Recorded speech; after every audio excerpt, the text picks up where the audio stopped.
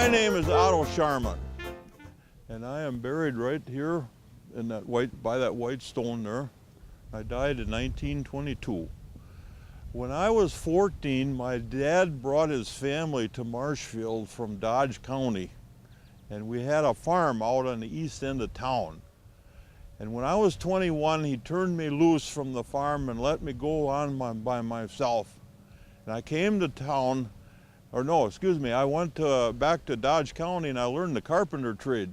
Then I came back to Marshfield and I worked for the Upham manufacturing company. Now I understand that you know about the Great Marshfield Fire of 1887, right? Okay, I was about 21 then when that happened. I was not on the fire department then, but I joined afterwards. Well, I was out of a job because the Upham manufacturing company had burned along with the 250 some other buildings in town.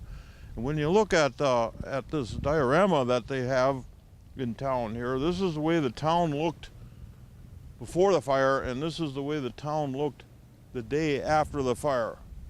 I'm gonna pass this around so you can study it.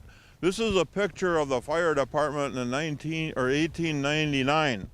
And I am right here where the arrow points, and I got my hand shading my eyes here, so you can take a look at that.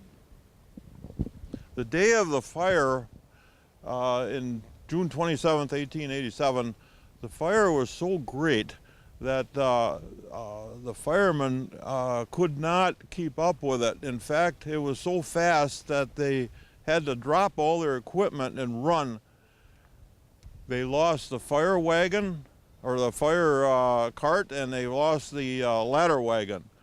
And then the city people, then all the citizens that were trying to stop the fire, they turned to the old way of fighting fires in the colonial times, and that was the bucket brigade.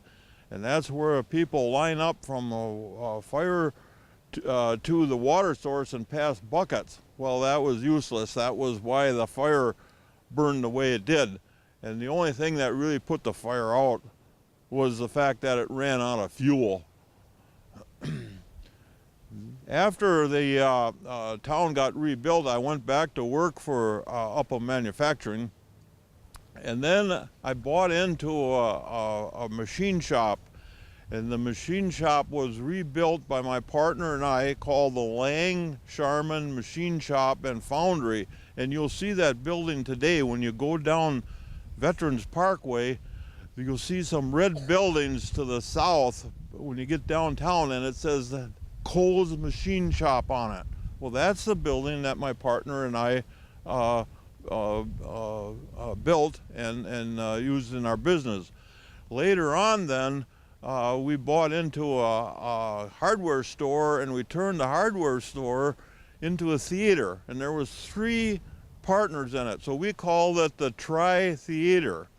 Now, one evening in 1922, I took my wife to one of the movies, and when we got home that night, I let her out of the car so she'd go in the house, and then I put the car in the garage, and when I went to turn it off, I died of a stroke. And that's my story.